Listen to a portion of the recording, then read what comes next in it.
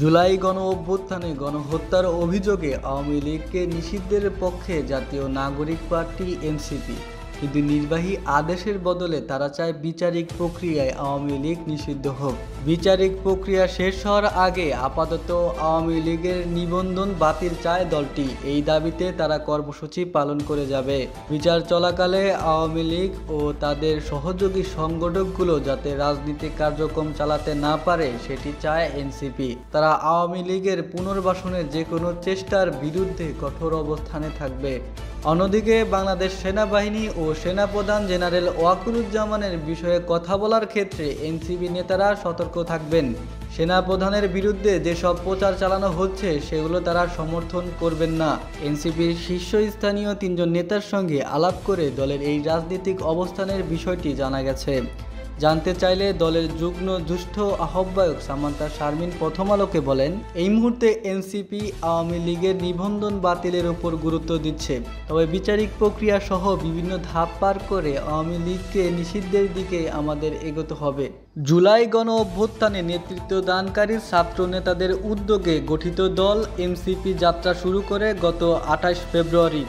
দলটির নেতারা বিভিন্ন সময় আওয়ামী লীগকে নিষিদ্ধের দাবি করে আসছেন। তবে ২০ মার্চ অন্তর্বর্তী সরকার প্রধান উপদেষ্টা অধ্যাপক মোহাম্মদ ইউনূস ইন্টারন্যাশনাল আইসিস গ্রুপের প্রতিনিধি দলের সঙ্গে বৈঠক করে বলেন, অন্তর্বর্তী সরকারের আওয়ামী লীগকে নিষিদ্ধ করার কোনো পরিকল্পনা নেই। পরদিন এক সংবাদ সম্মেলনে এনসিপি প্রধান উপদেষ্টার এই বক্তব্যের নিন্দা জানায়। তবে দলীয়ভাবে এনসিপির নির্বাহী আদেশে আওয়ামী লীগ নিষিদ্ধের বদলে নিবন্ধন বাতিলের দাবি সামনে আনার সিদ্ধান্ত নেয় বলে জানা গেছে। দলের সূত্র বলছে, তারা চান না আওয়ামী লীগ কোনোভাবেই রাজনীতিতে সক্রিয় হওয়ার সুযোগ পাক। আগামী জাতীয় নির্বাচনে দলটির অংশগ্রহণের সুযোগ দেওয়ার বিপক্ষে এনসিপির নেতারা। তারা মনে করছেন, আন্তর্জাতিক অপরাধ ট্রাইব্যুনালে আওয়ামী লীগ নেতাদের বিচার হওয়ার পর বিচারিক প্রক্রিয়া দলটি নিষিদ্ধের সময় লাগবে। নিবন্ধন বাতিল করা হলে আওয়ামী লীগ আগামী নির্বাচনে দলীয় প্রতীকে অংশগ্রহণ নেওয়ার সুযোগ পাবে না।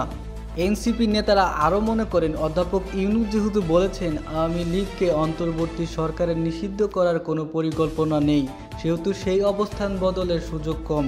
তবে চাপ সৃষ্টি করে আওয়ামী লীগের নিবন্ধন বাতিল করার সুযোগ রয়েছে। নাম প্রকাশ না করার শর্তমতে এনসিপির একজন নেতা প্রথম আলোকে বলেন, নির্বাহী আদেশে আওয়ামী লীগ নিষিদ্ধ করার বিষয়ে তাদের অবস্থানের কিছুটা পরিবর্তন এসেছে, কারণ জুলাই গণ অভ্যুত্থান নিয়ে জাতিসংঘের তথ্য অনুসন্ধান প্রতিবেদনে দল নিষিদ্ধ না করার কথা বলা হয়েছে। এরপর তারা চিন্তা ভাবনা করে নিবন্ধন বাতিলের দাবিটাকে সামনে আনার সিদ্ধান্ত নেন। এই নেতা আরও মনে করেন, পরে আদালত বিচারিক প্রক্রিয়ায় আওয়ামী লীগ নিষিদ্ধ হলে সেটি নিয়ে বিতর্ক তৈরি করার সুযোগ থাকবে না। আওয়ামী লীগ যাতে রাজনীতিতে সক্রিয় না হতে পারে এবং তাদের পুনর্বাসনের কোনো চেষ্টা যাতে কেউ না করতে পারে সেই বিষয়ে সচেতন থাকবে এনসিপি। ২২ মার্চ পুরান ঢাকায় এক ইফতার অনুষ্ঠানে এনসিপির আহ্বায়ক নাহিদ ইসলাম বলেন, আওয়ামী লীগের পুনর্বাসনের কোনো ধরনের পরিকল্পনা করা হলে তা কঠোর হস্তে দমন করা হবে। একই দিন বিকালে রাজধানীর শাহবাগে এক কর্মসূচি থেকে এনসিপির মুখ্য সংগঠক দক্ষিণা অঞ্চল হাসনাত আবদুল্লাহ বলেন, তারা নির্বাহী আদেশে আওয়ামী লীগ নিষিদ্ধ চান না, দলটির দ্রুত বিচার দাবি করেন তিনি।